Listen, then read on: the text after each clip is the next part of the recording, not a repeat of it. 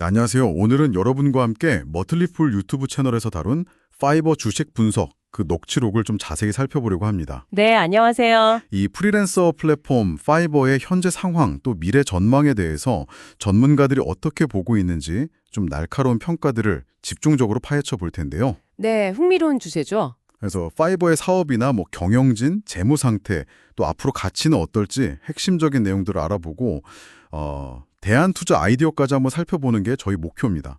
바로 시작해 볼까요? 네, 좋습니다. 우선 파이버 사업 자체에 대한 평가부터 좀 보죠. 전문가들 점수가 10점 만점에 6점, 5점 이렇게 좀 갈렸어요.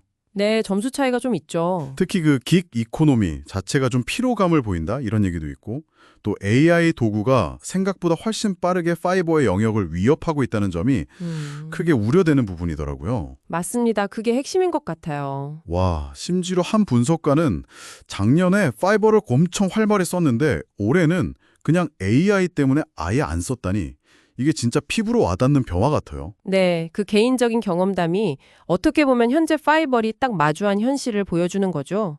물론 파이벌이 여전히 350만 명이 넘는 활성 구매자 네트워크를 가지고 있고 350만 명이요? 꽤 많네요. 네, 그렇죠. 그리고 수수료율, 그러니까 그 테이크 레이트라고 하죠. 플랫폼 거래액 중에 파이벌이 가져가는 비율, 이것도 27.7%로 상당히 높아요. 아, 높네요, 진짜. 그냥 플랫폼 자체는 여전히 강력한데, 그런데 이 AI라는 변수가 너무 커져서 예전처럼 경제적 해자가 단단하다 이렇게 보기는 좀 어렵다는 평가가 나온 거예요. 해자가 약해졌다. 네. 그래서 시장 변화에 따라서 성공 가능성이 거의 반반, 동전 던지기 같다는 시각도 있었고요. 또 구독 모델 같은 새로운 비즈니스 모델 혁신에 제대로 대응하지 못했다 이런 비판도 있었고. 그런 점도 있었군요. 네. 그리고 플랫폼을 안 거치고 그냥 프리랜서랑 고객이 직접 연결될 수도 있다는 그런 좀 근본적인 위험, 이것도 지적이 됐습니다. 그런데 그런 상황에서도 매출 자체는 계속 성장하고 있다. 이 점을 좀 흥미로운데요. 이건 어떻게 봐야 할까요? 그게 현재 상황을 좀 더 복잡하게 만드는 것 같아요. 아직까지는 기존 사업 영역에서 성장이 나오고 있긴 한데 방금 말씀하신 그런 AI 위협이라든지 비즈니스 모델 적응 문제가 이제 본격화되면 이 성장세가 꺾일 수도 있다. 이런 우려가 같이 있는 거죠. 미래의 위험 신호랑 현재 실적 사이에 약간 긴장감이 있군요. 네, 그렇다고 볼 수 있습니다.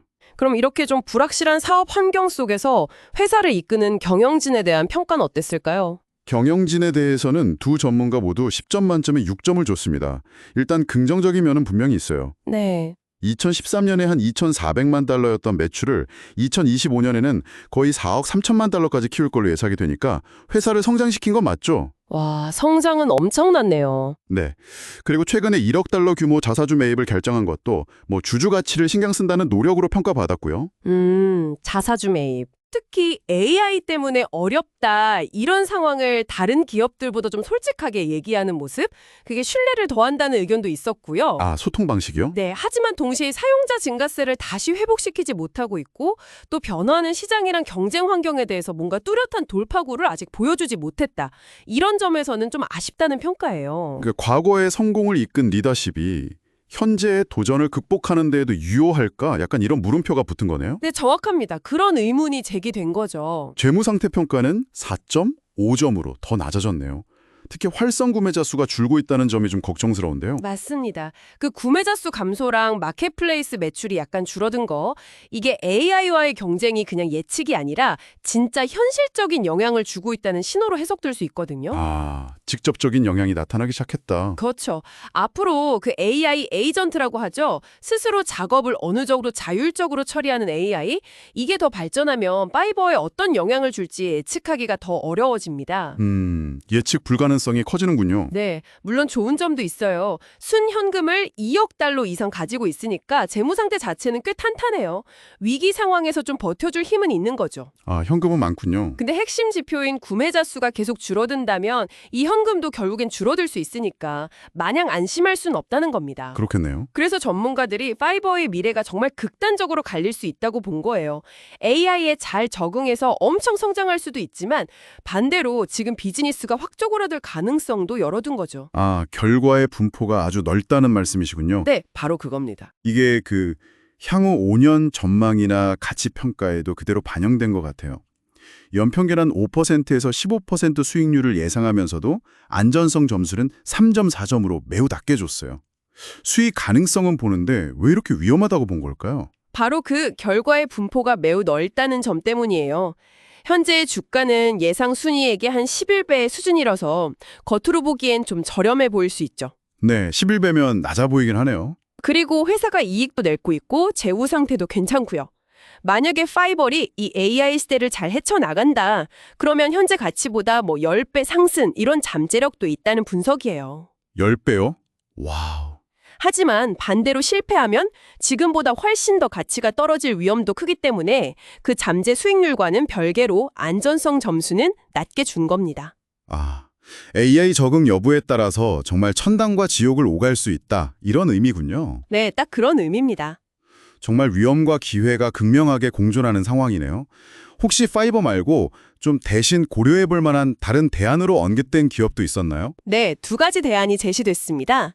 한 전문가는 양면 시장이라는 공통점에 좀 주목해서 리프트를 더 매력적으로 봤어요. 리프트요? 차량 공유 플랫폼? 네, 뭐 자율주행 기술 도입 가능성이나 현재 가치주로서 매력이 있다. 그리고 대규모 자사주 매입 이런 걸 긍정적으로 봤고요. 그렇군요. 다른 전문가는 직접적인 경쟁사인 업워크를 더 선호했습니다. 아, 업복? 업워크는 파이버보다 대기업 고객 비중이 높아서 고객 충성도가 좀 더 강할 수 있고 또 AI가 대체하기 쉬운 아주 작은 단위 작업보다는 좀 더 복잡한 프로젝트 비중이 높아서 특정 AI 위협에 상대적으로 덜 취약할 수 있다. 이런 점을 이유로 들었습니다. 네, 일리가 있네요. 오늘 저희가 살펴본 것처럼 파이버는 참 인상적인 성장 스토리를 가지고 있지만 AI의 부상, 경쟁 심화, 또 비즈니스 모델 적응의 어려움 같은 만만치 않은 도전에 직면해 있는 것 같습니다. 네, 그렇죠. 튼튼한 재무 상태가 약간 시간을 벌어주고는 있지만 미래는 상당히 불확실하고 현재 낮은 주가 평가는 이런 높은 위험과 동시에 또 잠재적인 높은 보상을 반영하고 있다. 이렇게 정리할 수 있겠네요. 네, 정확한 요약입니다. 마지막으로 여러분께 이런 질문을 한번 던져보면서 마무리하고 싶습니다. 네, 어떤 질문인가요? 아까 그 분석과 경험처럼 특정 AI 도구가 나오면서 파이버에서 거래되던 어떤 종류의 작업 수요가 순식간에 사라질 수 있다는 걸 봤잖아요. 네, 봤죠. 그렇다면 지금 당장은 뭐 컨텐츠 생성과 직접 관련이 없어 보이는 수많은 다른 기존 마켓플레이스나 서비스 모델 중에서요. 다음 세대 AI 기술이 발전하면서 우리가 전혀 예상치 못한 방식으로 갑자기 취약해질 수 있는 분야는 또 어디일까요? 생각지도 못한 분야에서요? 네, 한 번쯤 생각해 보시면 미래를 대비하는 데 좀 흥미로운 통찰을 줄 수 있을 겁니다.